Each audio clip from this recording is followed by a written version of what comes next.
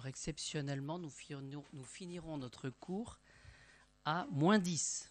Parce que j'ai un rendez-vous à chantier à 15 heures et je pense qu'en arrivant à 15 h, 15h05, ça ira bien. Mais je vais surveiller un petit peu l'heure. On m'avait posé la question la semaine dernière sur la sainteté d'Origène. Pourquoi est-ce que Origène est saint avec tout ce qu'il a écrit, et pourquoi finalement est-ce que... Alors je vais vous donner une réponse en deux temps, parce que finalement j'ai oublié mes papiers pour cette réponse-là.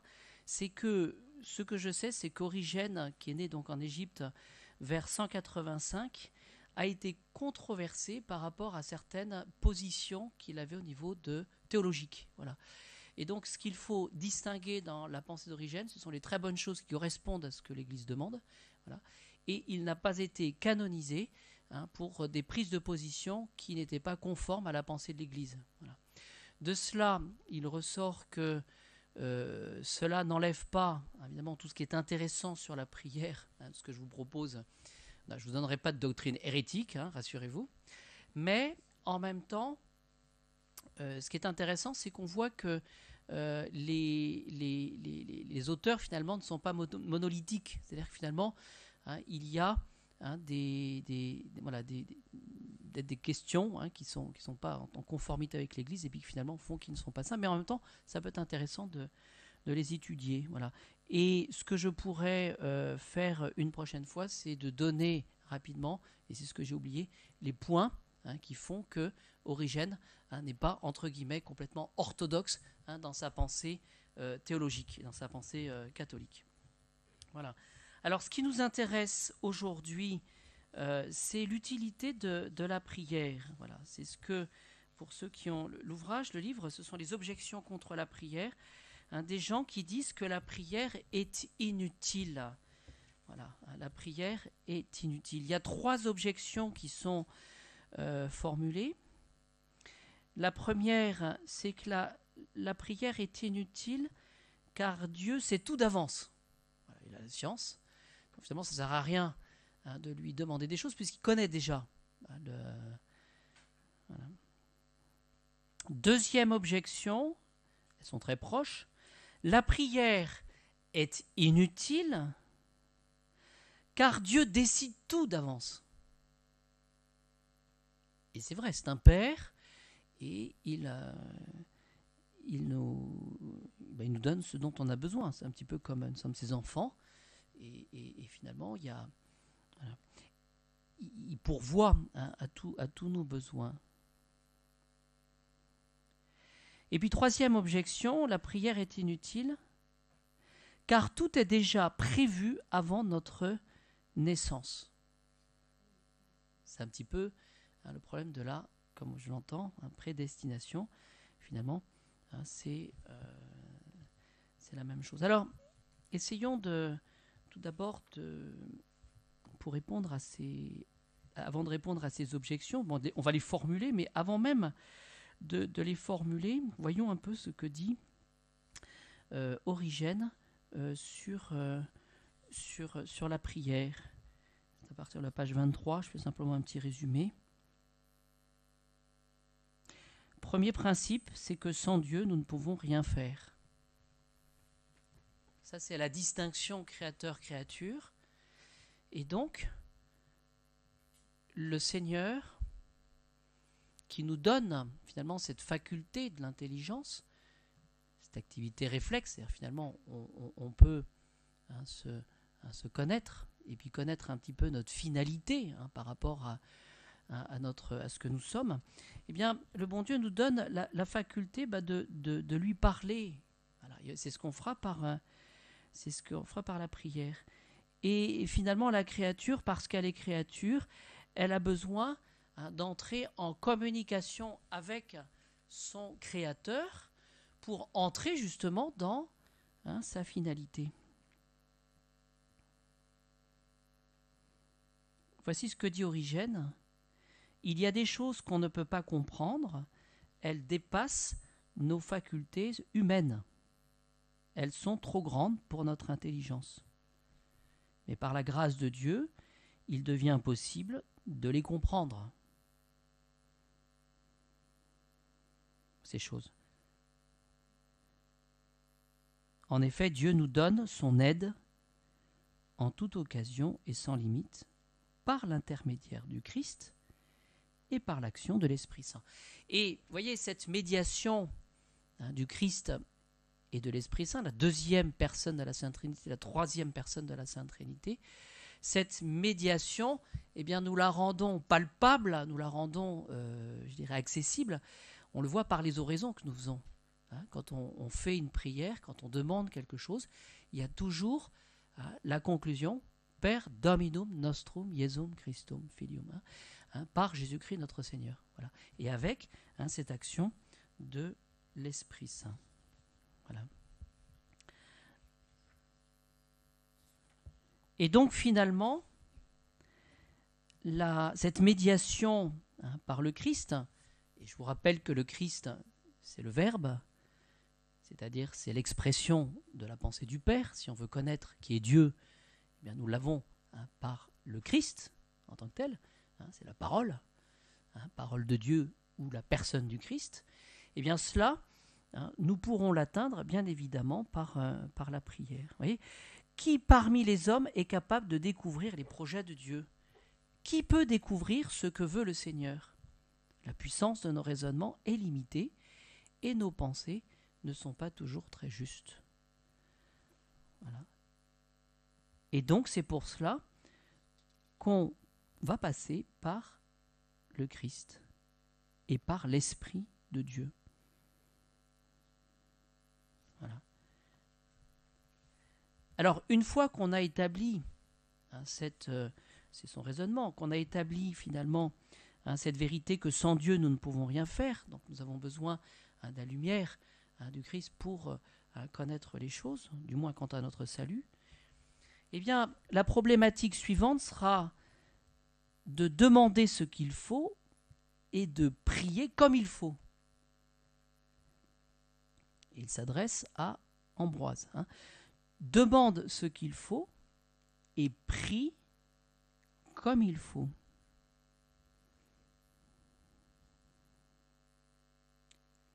Toi, Ambroise, qui te donne tant de mal par amour pour Dieu, et toi, Tatiana, qui est pleine de qualités et si forte, vous êtes peut-être en train de vous dire « Origène doit nous parler de la prière » et il commence par nous montrer que l'homme ne peut rien faire tout seul, mais que tout devient possible avec l'aide de Dieu.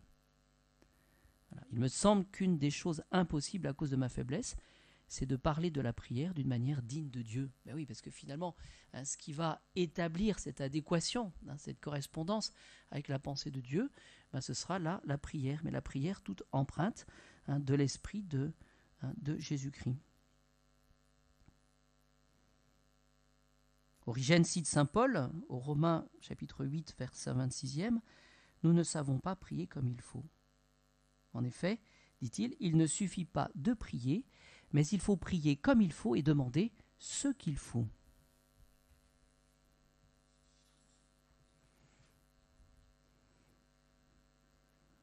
Donc il y a deux choses. Dire ce qu'il faut, cela désigne les mots de la prière, donc ça sera le côté un petit peu formaliste. Comment je vais le dire ? Et dire ce qu'il faut, cela désigne les dispositions de la personne qui prie. Voilà. Alors, nous l'avions dit la dernière fois, au niveau de la prière, il y a l'adoration, la fin latretique, il y a l'Eucharistie, la fin eucharistique, l'action de grâce, c'est la deuxième fin de la prière. La troisième fin de la prière, c'est l'expiation, demander pardon pour toutes nos fautes, pour tous nos péchés. Et il y a l'impétration, c'est-à-dire la demande. Voilà, ces quatre fins de la prière finalement constituent ce qu'il faut demander. Voilà. Alors, vous voyez, dans ce qu'il faut demander, Origène va donner aux premiers chrétiens, et spécialement à Ambroise et Tatiana, bien des exemples de ce qu'il faut demander. Vous allez voir, c'est très concret. Demander les choses importantes. Est-ce qu'on a le droit de prier pour trouver une place, par exemple ? Ben moi, je vous dis oui, parce que je l'ai fait la dernière fois. La personne qui me conduisait, eh ben, on a trouvé une place tout de suite. Elle était édifiée et intérieurement, j'ai dit merci Seigneur, parce que ça me donne encore plus d'importance pour la prière. Voilà. Mais il faut demander des choses importantes. Et Origène nous donne le secret de cela. Pourquoi ? Parce que les petites vous seront données en plus. Le bon Dieu a l'esprit large. Et inversement, donc, si vous passez votre temps à demander de petites choses, est-ce que, alors ça c'est moi qui invente, c'est pas Origène qui dit ça, est-ce que ça ne va pas agacer un peu le bon Dieu ? Voilà, c'est pas possible ça. Voilà. Mais comprenez le principe, demandez des choses importantes et les petites vous seront données en plus. Alors dans le même esprit, et c'est pour ça qu'Origène nous le dit, demandez les choses importantes, donc les biens du ciel. Voilà. Donc il s'agit de sauver son âme finalement. Et vous recevrez aussi ceux de la terre. Vous voyez, quand on demande des grandes choses, le bon Dieu donne les petites. Si je demande des choses importantes pour le ciel, le bon Dieu pourvoira pour la terre. Ouais. Donc cela nous fait entrer dans l'esprit de Dieu, ouais, dans ce que le bon Dieu pourvoit, on va le voir tout à l'heure, parce qu'il est Père.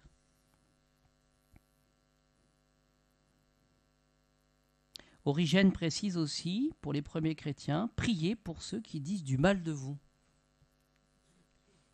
Qu'est-ce que ça induit, ça ? Le pardon. Priez pour ceux qui disent du mal de vous. Voilà. On n'est pas rancunier.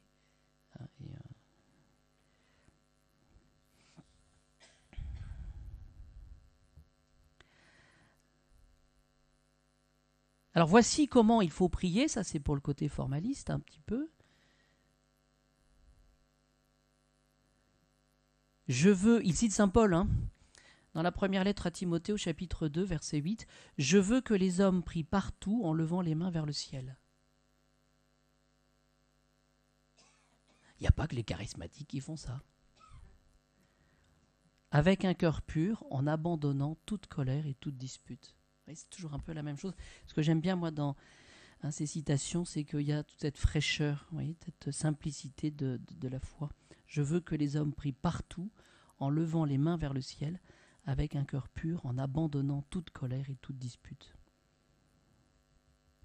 Alors, ce qu'on voit finalement, je ne vais pas vous citer tout, mais ce qu'on voit, c'est que finalement, Origène va s'inspirer de manière très proche, parce que c'était les sources, de l'Évangile. C'est que la prière, d'une certaine manière, elle sera évangélique.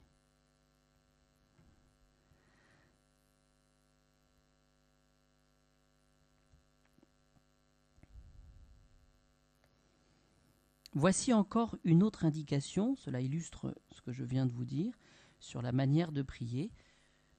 Ne refusez pas de vous unir l'un à l'autre. Si vous voulez mieux prier, mettez-vous d'accord tous les deux pour agir ainsi pendant peu de temps. Il demande de prier ensemble. Voilà. Alors l'expérience montre, par exemple, qu'entre époux, c'est pas toujours facile de prier. Ah oui, mais il récite son Notre Père trop rapidement, et puis moi j'ai besoin de temps, s'il y a besoin de... On l'entend ça, non ? J'invente pas, je vous promets. Ensuite, retournez ensemble, sinon vous risquez de ne plus être maître de votre corps, et Satan peut en profiter pour vous tenter. Voilà. Alors donc il faut savoir comment prier et il faut savoir ce qu'il faut demander. Ce qu'on ajoute aussi, c'est l'invocation de l'Esprit Saint. L'Esprit Saint lui-même, dit Origène, prie en nous.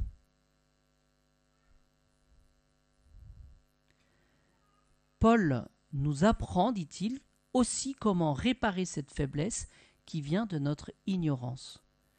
Nous devons nous préparer et devenir dignes, dit-il, de voir Dieu venir au secours de notre impuissance. Et là, Origène cite la lettre aux Romains au chapitre 8, versets 26 et 27. l'Esprit Saint lui-même prie avec nous, avec gémissement, que la bouche ne peut pas redire. Et Dieu voit le fond des cœurs, il sait ce que l'Esprit veut demander. Oui, l'Esprit Saint prie comme Dieu le veut pour ceux qui lui appartiennent. Vous voyez, qu'est-ce qui sera intéressant et qu'est-ce qu'on aura comme bénéfice justement par l'invocation de l'Esprit Saint. Vous voyez, je crois que la question mérite d'être posée puisque parfois nous pourrions être dans des situations compliquées où nous avons une prière de demande. Parfois, c'est difficile de savoir exactement ce qu'il faut demander au Seigneur. Un petit peu comme embarrassé. Eh bien, vous voyez, cette disposition d'âme, cette disposition d'esprit où on va prier justement avec l'Esprit Saint qui va prier en nous, eh bien, cela laisse, voyez, une certaine marge, une certaine confiance, un certain abandon qui fait que finalement on aura l'âme beaucoup plus en paix et beaucoup plus abandonnée. Je crois que cette dimension de l'Esprit Saint qui prie en nous, ce sont des choses qui sont toutes simples, mais nous permettront justement de nous libérer quant à cette... de nous libérer quant à la façon de prier et sur ce qu'on nous devons demander. On prie avec confiance. L'Esprit Saint prie devant Dieu, dit Origène. Cette prière, il ne l'arrête jamais et sa demande devient de plus en plus forte. C'est-à-dire que finalement, nous aurons cette assistance de l'Esprit Saint qui nous permettra de formuler ce qu'il faut demander.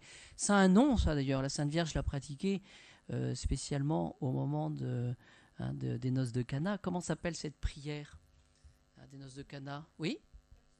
Faites ce qu'il vous dira. Voilà. C'est ce qu'on appelle par définition la prière d'exposition. C'est-à-dire qu'on va exposer au Seigneur une situation. Ils n'ont plus de vin.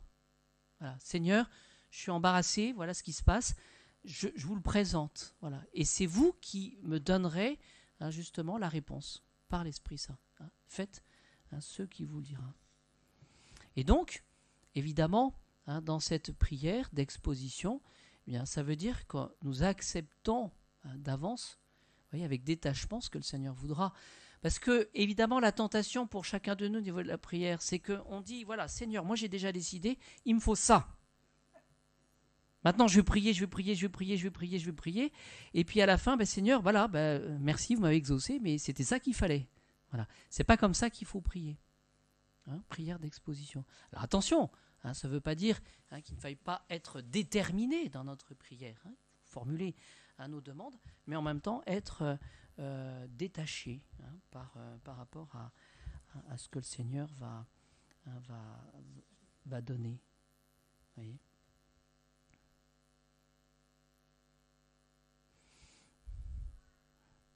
Origène précise, savoir ce qu'il faut demander, comment demander, l'action de l'esprit justement qui va formuler, qui va nous... Et il va préciser une chose, il va évoquer ce qu'on appelle la prière de Jésus. C'est laquelle d'ailleurs la prière de Jésus? C'est le Notre Père. Voilà. Et il va livrer tout un commentaire sur le Notre Père. À mon avis, dit Origène, un des disciples de Jésus s'est bien rendu compte de notre faiblesse et que nous ne savons pas prier comme il faut. Il en a été convaincu après avoir entendu notre Sauveur prier son Père avec des paroles magnifiques et remplies d'une très grande sagesse. C'est pourquoi il a demandé au Seigneur à la fin de sa prière, c'est en Luc chapitre 11, « Seigneur, apprends-nous à prier » comme Jean-Baptiste a appris à prier à ses disciples. C'est-à-dire que finalement, plutôt que d'avoir des prières de demande, parfois, eh bien, pourquoi ne pas formuler cette prière d'exposition? Pourquoi ne pas redire au Seigneur finalement le Notre Père? Vous voyez, cette prière qui est récitée lentement, avec foi, avec confiance, et puis avec cette volonté d'imiter notre Seigneur, cette volonté de ressembler à notre Seigneur, eh bien c'est comme c'est la prière par excellence, et c'est la prière nous la reprenons à la messe, à l'Eucharistie, eh bien voilà, pourquoi ne pas reprendre l'habitude de tout simplement lentement, quand on est dans la peine, dans l'épreuve, voilà, eh bien de reprendre tout simplement le Notre Père. je dirais sans vision utilitariste. Vous voyez, c'est vraiment prêter nos lèvres, nous en tant qu'instruments baptisés de l'Esprit Saint, et puis de redire finalement à Jésus les prières, les paroles de la prière qu'il nous a laissées finalement. Oui. C'est vraiment l'abandon. Oui. Et en même temps, on est certain que le Seigneur sera heureux d'entendre finalement ces paroles, puisque c'est lui qui nous a donné. Et si nous les disons, si nous les formulons, c'est que nous les faisons nôtres. Nous sommes capables de les...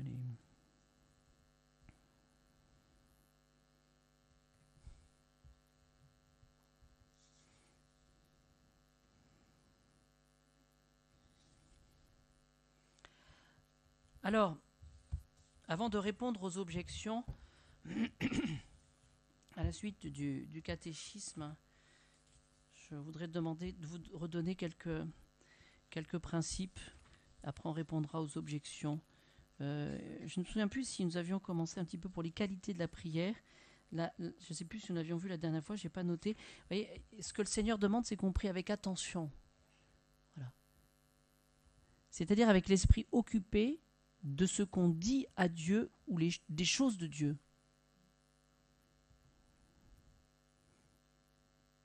Donc il y a 3 sortes d'attention dans la prière. Il y a l'attention aux paroles qu'on prononce. Deuxièmement, attention au sens qu'elles expriment. Et troisièmement, attention à la présence de Dieu ou à quelques pensées pieuses. Ouais. Donc finalement, qu'est-ce qu'on vise là, dans la prière et qui ne va pas? C'est la gestion des distractions. Ouais. C'est la gestion des distractions. Donc attention aux paroles qu'on prononce, attention au sens qu'elles expriment, attention à la présence de Dieu. Alors la prière automatique, justement, le catéchisme pose la question, peut-il suffire de faire attention aux seules paroles? Voilà.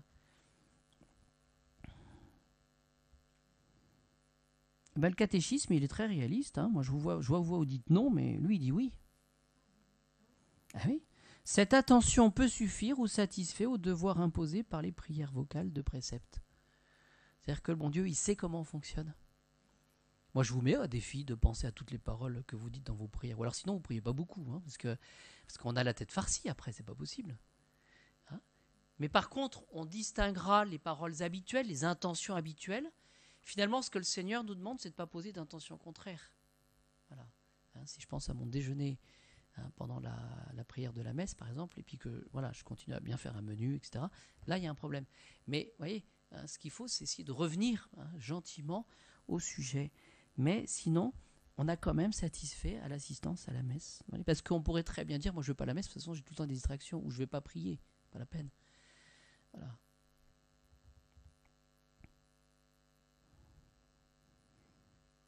Alors, qu'est-ce que se mettre en présence de Dieu? L'attention, qu'on appelle spirituelle et qui est la plus parfaite de toutes, ne s'arrête pas au sens des mots, elle va à la fin même de la prière, c'est-à-dire à Dieu, et à ce qu'on désire obtenir de sa divine majesté. Cette prière se nourrit pendant la prière de la présence de Dieu ou de pieuses et saintes pensées. Et cette présence de Dieu, cette mise en présence de Dieu, elle est très utile à l'âme. Voilà. Alors l'air de rien, quand on prie, c'est peut-être par là qu'il faut commencer, puisqu'on va passer d'une action profane à une action sacrée par la prière. Et parfois, nous passons de l'un à l'autre, de l'une à l'autre, mais de manière, je dirais, sans transition. Vous voyez ? Eh bien, si nous faisions l'effort au moment de nous mettons en prière, de nous mettre en présence de Dieu, ça ne demande pas beaucoup de temps, quelques secondes, mais de dire, Seigneur, maintenant, voilà, je me représente, vous êtes là, vous êtes... voilà, et je veux vous aimer, je veux vous adorer, je veux vous louer, mais je me mets en présence de vous. Voilà.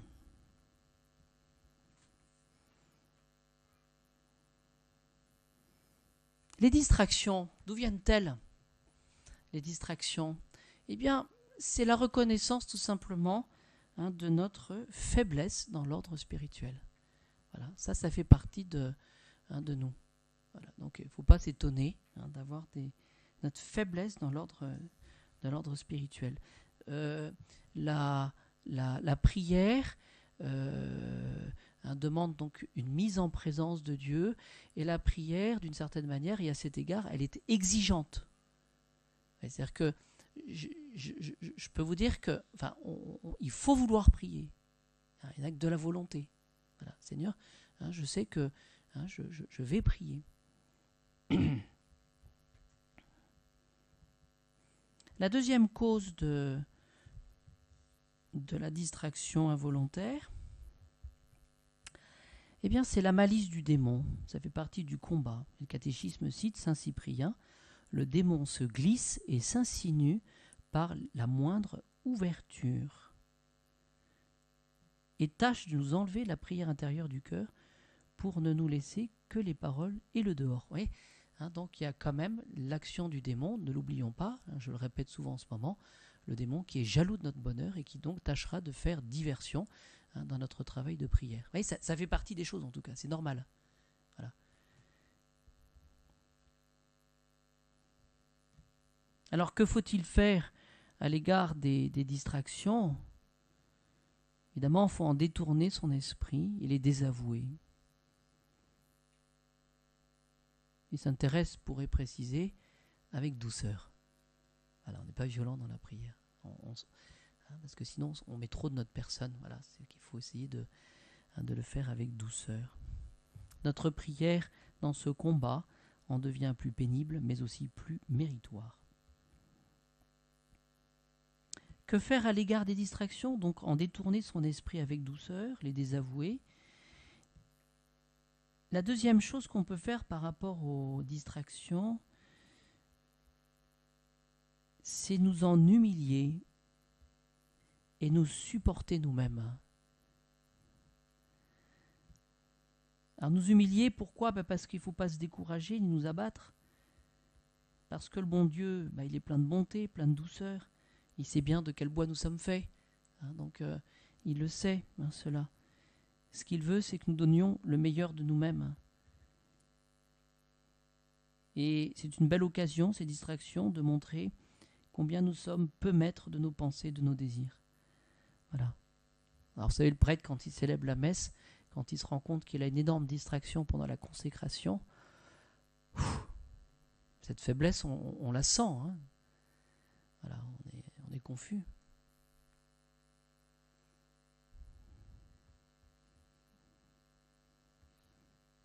Et puis troisièmement, par rapport aux distractions, le catéchisme dit qu'il faut les prévenir en se préparant à la prière. Ouais, donc il y a des temps propices à la prière, il y a des silences qu'il faut constituer, il y a il faut préparer son âme à la prière. Bon, je vais passer rapidement sur l'humilité, autre disposition de la prière, l'humilité. Mais voilà, parce que si jamais je dis au bon Dieu, je viens vous demander quelque chose, mais voilà, je suis quelqu'un de bien, il n'y a pas de problème, ça ne marche pas. Voilà. Il faut avoir le sentiment de notre indigence, de notre impuissance, de notre indignité. Voilà. Tout en nous souvenant que le baptême nous donne cette capacité à prier. C'est-à-dire par le baptême, nous devenons, entre guillemets, c'est une façon de parler, mais vous comprendrez, nous devenons des interlocuteurs privilégiés du bon Dieu. Vous voyez, on a déjà été introduits par le baptême auprès du Seigneur. C'est ce qu'on appelle le sacerdoce des fidèles. C'est-à-dire qu'on a cette possibilité de porter des choses sacrées. Voilà. On n'est pas rien du tout, mais prier avec foi, c'est la troisième disposition, je passe vite aussi, c'est prier avec la certitude que Dieu peut nous accorder tout ce que nous demanderons. Voilà. Ça ne veut pas dire qu'il nous le donne, mais qu'il peut l'accorder, parce qu'il est puissant.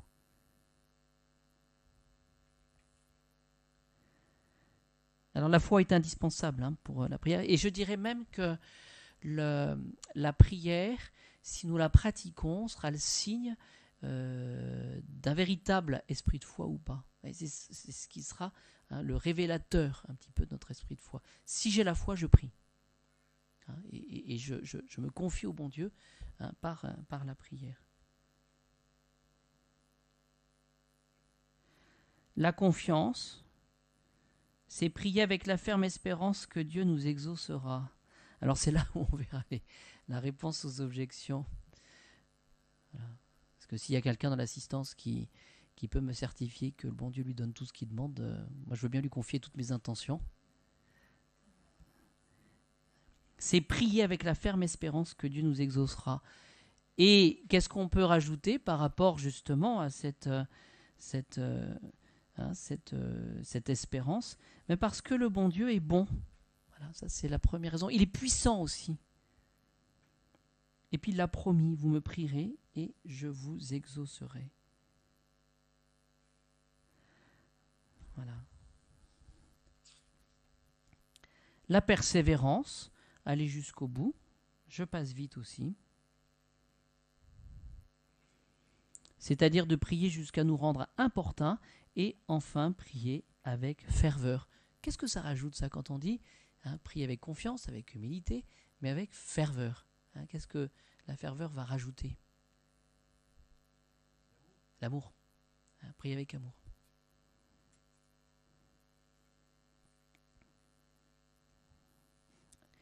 Et comment va se manifester l'amour? Parce que c'est bien de répondre cela, mais comment l'amour va se manifester au niveau de la ferveur? Avec de grands désirs. Voilà, de grands désirs. Oui, parce que c'est comme ça que marche l'amour, que fonctionne l'amour. Oui, notre intelligence, notre volonté vont se porter vers un objet qui est extérieur à nous, voilà, et qu'on va désirer. Oui, et donc avoir de saints désirs. C'est tout l'objet du temps de l'Avent. On va désirer l'avenue du Seigneur parce que nous sommes pécheurs et que nous avons besoin de connaître le bon Dieu et qu'on a besoin d'être sauvés. Alors, quelle est la première objection? Quelle est la première objection? La prière est inutile car Dieu sait tout d'avance. Voilà. Dieu connaît toutes choses avant qu'elles existent. Ce qui arrive, il le connaissait avant même que cela arrive. Ça, c'est la première objection. Il cite notre Seigneur. Le Père du ciel sait ce qu'il nous faut avant que nous le demandions. Voilà. Est-ce que c'est faux, ça? Oui. Mais tout de suite, la réponse, on va voir les choses par rapport au bon Dieu et les choses par rapport à nous. Oui. Et c'est ça qui est intéressant, c'est que c'est par rapport à nous. Qu'est-ce que le bon Dieu va exiger de notre part? Ce sont ces dispositions, que nous demandions les choses, voilà, que nous les formulions. Deuxième objection. Alors attendez, non, je vais trop vite là.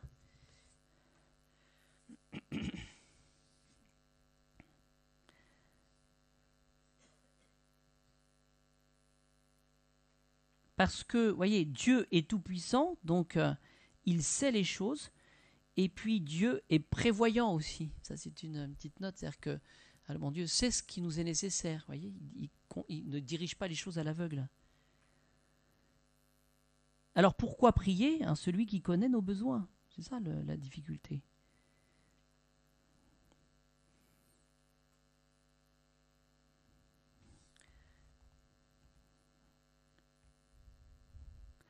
Le bon Dieu donne à chacun ce qui lui est bon, pour lui, sans attendre sa prière, comme un père, dit Origène, prend soin de ses enfants et n'attend pas leur demande. Voilà. Deuxième objection, la prière est inutile car Dieu décide tout d'avance. C'est la préscience, cela. Dieu prévoit les événements de nos vies, c'est l'objection. Rien ne peut arriver en dehors de ce qu'il a décidé. Et il donne cet exemple du soleil. Voilà ce qu'il dit. Par exemple, si quelqu'un, dit Origène, prie Dieu pour que le soleil se lève, Est-ce que ça va rajouter quelque chose, ça, au bon Dieu? Voilà. Est-ce qu'on ne va pas le prendre pour un fou? Si, bien sûr. En effet, il croit obtenir par la prière ce qui arrive sans elle. De la même façon, il est fou de dire, celui qui dit « c'est ma prière qui a fait arriver telle ou telle chose », car il est évident que cela serait arrivé même sans sa prière. Il est encore plus fou, dit Origène, celui qui demande, quand le soleil le gêne, que le soleil de l'été retourne en arrière pour devenir celui du printemps. Alors vous imaginez si bon Dieu écoutait tout ça? Ça serait la guerre, là encore. Voilà. Troisième objection. Donc première objection, la prière est inutile car Dieu sait tout d'avance. Ensuite, Dieu décide tout d'avance. Troisième objection, tout était déjà prévu avant notre naissance. Voilà, il y a le cours des choses.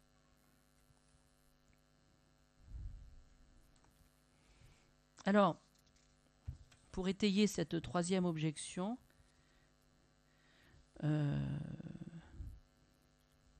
voici ce que dit Origène. Le pécheur, il cite le psaume 57 et 58, le pécheur s'est écarté du bon chemin dès le ventre de sa mère. L'homme juste est mis à part avant sa naissance. Il n'était pas encore né, il n'avait fait ni bien ni mal, mais Dieu a voulu montrer qu'il est fidèle à un plan. Ce plan est un choix qui ne dépend pas de nos actes, mais de son appel à lui. C'est-à-dire que le bon Dieu, finalement, c'est ce qu'il dit, n'a pas besoin de nous, il existe sans nous. Et donc, quelle serait l'incidence de la prière par rapport à ce plan du bon Dieu? Alors, les réponses d'Origène. Tout d'abord, la réponse d'Origène sera basée sur, tout d'abord, la liberté.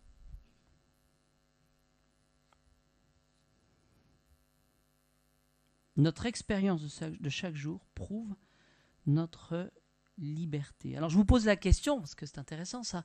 Vous savez que la liberté, ça n'est pas la liberté de faire tout ce qu'on veut, aussi bien le bien que le mal. La liberté, c'est cette faculté, dit saint Augustin, de se mouvoir dans le bien. C'est-à-dire toujours cette faculté de choisir le bien en fonction d'une finalité. Mais la question qu'on peut se poser, mais pourquoi le bon Dieu, finalement, nous donne-t-il la liberté? Parce qu'il se complique la vie, finalement. Il aurait pu créer des hommes qui disent, bah là, ils vont m'obéir, et puis c'est comme ça, c'est pas autrement. Puis... Mais pourquoi est-ce qu'il donne la liberté? Voilà, par amour. Oui. Et qu'on soit responsable. C'est un peu la même chose. C'est-à-dire que, finalement, nous aurons cette faculté, cette capacité de nous déterminer. C'est la situation des anges, et c'est la situation de la créature humaine. Oui. Finalement, pourquoi est-ce qu'on en revient à cette question? Pourquoi est-ce que le bon Dieu va donner la liberté alors que finalement il donne tout? Adam et Ève étaient saints et heureux dans le paradis terrestre.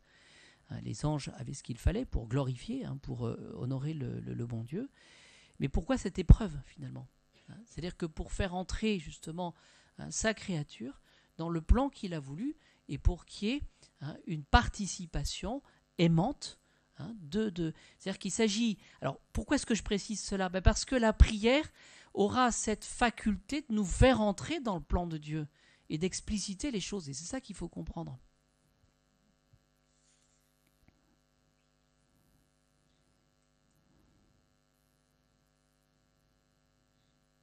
Quelle est l'objection de ceux qui disent qu'on n'a pas de liberté? Ceux qui affirment, dit Origène, que rien ne dépend de notre pouvoir en arrivent obligatoirement à des conclusions complètement stupides. Pour eux, premièrement, nous ne sommes pas des êtres vivants. Bon, si on n'est pas des êtres vivants, je ne sais pas ce qu'on est, mais voilà. Et deuxièmement, nous ne sommes pas des êtres raisonnables.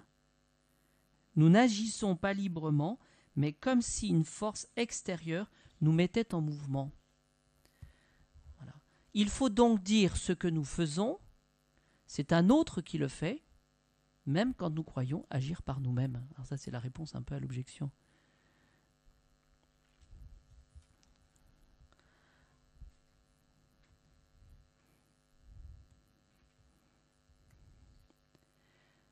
Dieu sait tout d'avance, mais nous sommes libres.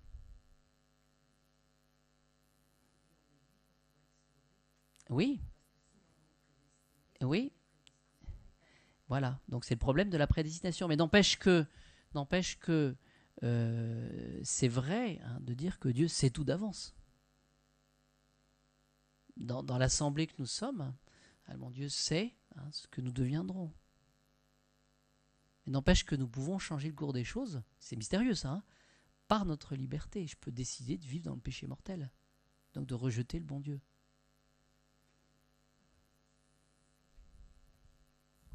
Que dit Origène? Nous sommes tous d'accord. Choisir et décider librement est en notre pouvoir. Vous êtes d'accord avec ça? Nous pouvons choisir ce qui est bien ou ce qui est mal, ce qui convient ou ce qui ne convient pas. Pourtant, il faut reconnaître que tout cela, comme tout le reste, est connu de Dieu. C'est-à-dire que finalement, Dieu... Oui, mais n'empêche que tout à l'heure, madame, vous parliez de responsabilité, c'est-à-dire que connaissant notre faiblesse, que nous demande le Christ justement, c'est d'entrer dans ses volontés par le secours de sa grâce. Et donc en passant par la prière. Vous voyez, Dieu a cette connaissance avant même que les choses se réalisent, dès la création et la formation du monde. Dans tout ce qu'il a organisé d'avance, il a tenu compte de chacune des actions qui dépendent de notre volonté, de ce qui est l'effet de son amour prévoyant, et ce qui arrivera du fait de l'enchaînement des événements. C'est-à-dire que tout est englobé, évidemment. Donc Dieu, cela le connaît, mais n'empêche qu'il respecte, d'une certaine manière, notre liberté. Et donc, c'est en ce sens que Dieu, il poursuit son raisonnement, Origène, que Dieu tient compte de nos prières, parce qu'il respecte notre liberté.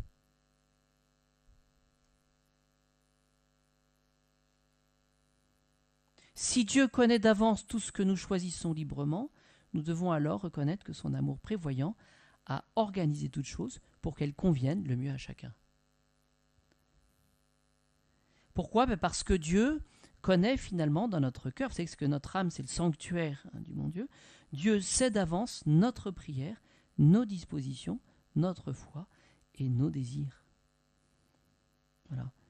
Mais il tient compte de notre prière, quelqu'un qui prie pas, nos dispositions, est-ce que j'ai de saints désirs ou pas, voilà. Et de notre foi, est-ce que j'ai confiance dans ce que je demande. Et donc, vous voyez, c'est là qu'entre en lice toutes nos dispositions et finalement toute notre personne. On peut dire que par la prière, le bon Dieu nous rend notre condition de créature libre et intelligente. Vous voyez, c'est-à-dire que finalement, il manifeste notre dignité. Cette dignité, nous ne sommes pas des robots, pour dire les choses autrement. C'est-à-dire que il laisse la place finalement à tout l'homme, dans tout ce qu'il a de plus noble. C'est la plus grande preuve. Et ce qui n'est pas, cette plus grande preuve d'amour de Dieu, elle est possible parce que le bon Dieu est tout-puissant. Par exemple, il dira « Je veux écouter cet homme qui a prié sans se lasser, et je n'écouterai pas la demande de cet autre, car cela ne convient pas. Il demande quelque chose qui ne lui profitera pas, et je ne veux pas le lui accorder.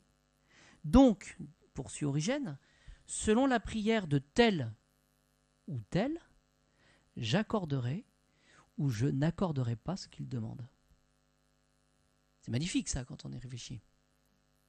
C'est-à-dire que Dieu va subordonner finalement son action à l'action libre de l'homme qui va demander ce dont il a besoin par la prière.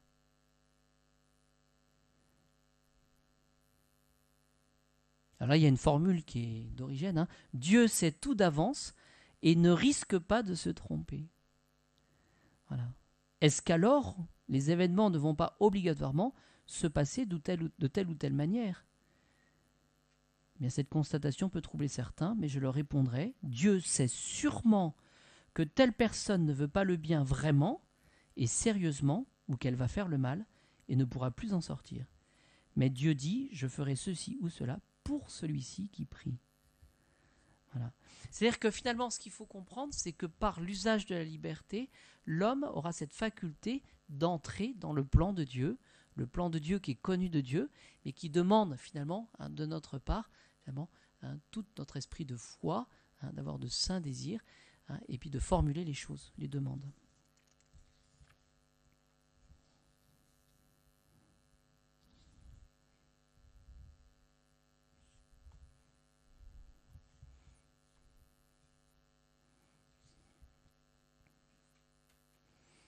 Est-ce qu'il y a des questions? Il y a deux raisons là à ce silence. C'est que soit c'est limpide, soit...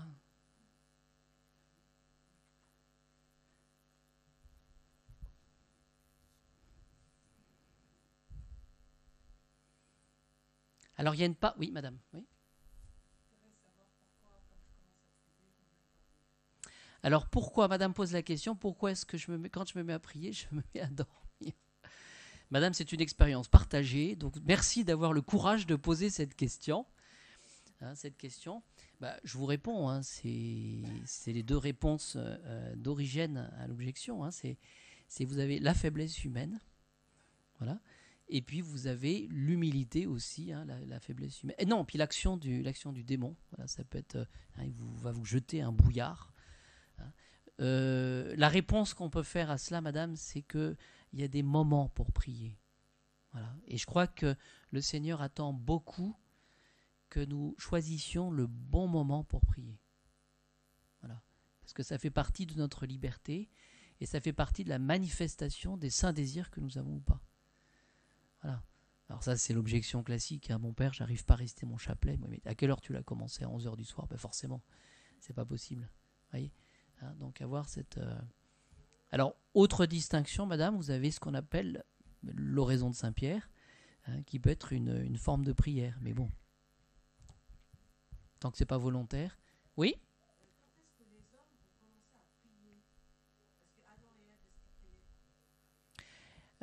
Oui, parce que je pense la prière, on l'a vu, la prière, c'est l'expression d'une dépendance de la créature par rapport au Créateur. Par contre, l'objet de la prière était différent. C'est-à-dire que finalement, Adam et Ève pouvaient manifester leur amour par une forme de prière avant le péché originel. Il y avait un dialogue. Où êtes-vous? Pourquoi vous cachez-vous? J'ai eu peur. Voilà. Oui, madame.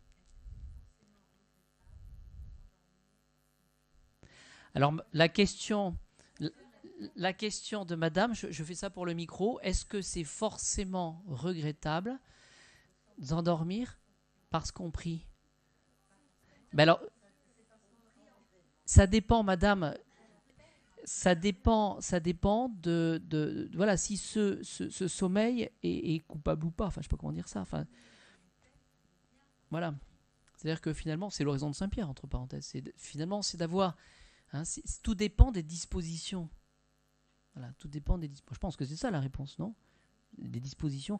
Et la prière, et c'est ça qui est intéressant dans cette étude d'Origène, c'est que finalement la prière dépend, on voit toute la force de la prière qui dépend, le bon Dieu est un petit peu comme suspendu d'une certaine manière à nos dispositions. Pourquoi? Parce qu'il aime sa créature. Voilà.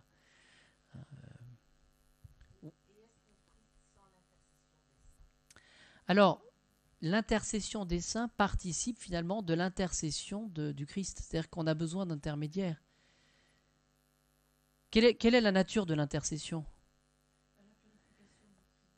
Oui, c'est d'avoir une prière plus sainte, plus droite, quand on demande... pourquoi? Parce que l'intercession des saints, on demandera à ceux qui sont plus proches du bon Dieu on le fait dans la vie courante. Quand on a besoin d'un poste, on va aller voir quelqu'un qui connaît. C'est le piston, ça. Voilà, les saints on se fait pistonner par les... Voilà. Mais cette proximité des saints sera relative à la proximité finalement du Christ. Ce sont des modèles vivants de ce que le Christ a réalisé comme sainteté. Il y avait une question au fond, madame? Par rapport aux dispositions qu'il faut avoir quand on prie. Oui. Par exemple, si on dit notre chapelet en temps de repassage, ou le trajet en voiture, oui. Ça vaut, en fait. Alors ça vaut beaucoup parce que quand on est mère de famille, qu'on n'a pas le temps, c'est mieux de... Pardonnez-moi madame, mais je vous connais, donc je peux répondre comme cela. Parce que sinon, si je réponds, non, ce sont de mauvaises dispositions, vous allez arrêter de prier, parce que vous ne pouvez pas tout faire. Enfin, je révèle rien là. Hein, c'est- Mais on dit parfois que prier par exemple en faisant les trajets en voiture, oui. c'est comme si on s'adressait à Dieu, à la Sainte Vierge, etc. Mais en faisant autre chose et que du coup on n'y est pas et que Oui, mais c'est qu'est-ce que vous faites? Enfin, si c'était uniquement, voilà, si jamais vous faisiez des trajets de voiture uniquement pour profiter de votre décapotable, etc., ça d'accord. Mais si vous faites ça, c'est que vous faites votre devoir d'État et la prière vous permettra de faire les choses avec plus d'amour. Voilà. D'ailleurs, entre parenthèses, moi je trouve que quand on fait deux choses en même temps, c'est assez héroïque. Hein, parce que c'est vrai que bon, quand il y a des embouteillages, des gendarmes et des feux rouges et puis des radars, et qu'il faut résister en plus son chapelet, enfin, je trouve que ça peut être compliqué. Voilà. Voilà. Je vais être obligé de finir. Voilà, je suis désolé, hein, je n'ai pas pu prendre un rendez-vous plus tard. Retenez en tout cas hein, que le fondement, finalement, pour répondre de l'utilité de la prière, c'est notre liberté. C'est-à-dire que ça nous appartient. Donc à nous de nous déterminer au bien, non pas tout seul, encore une fois, il ne s'agit pas de faire des choses extraordinaires. Il s'agit de se mettre sous le regard du bon Dieu pour pouvoir répondre justement à son attente, mais par sa grâce. Hein. Per Dominum nostrum Iesum Christum filium tuum. Voilà. Et donc j'espère que ces quelques mots bien, vont nous aider à prier de manière moins formaliste, à peut-être moins nous endormir, mais aussi que cette prière soit plus aimante. Voilà. Et vous voyez, quand on a parlé des distractions, il y a bien cette distinction, distraction volontaire ou involontaire. Voilà. Et donc, cela peut nous inciter, je dirais, à plus de générosité dans la prière. Parce qu'il y a beaucoup souvent de distractions qui sont plus ou moins entretenues parce que nous usons mal de notre liberté et nous ne prenons pas suffisamment conscience de ce que c'est que la prière. Voilà, par rapport c'est le bon Dieu qui se met d'une certaine manière à notre écoute pour pouvoir nous donner ce bien parce qu'il est Père et que nous sommes ses enfants. Choisir le moment.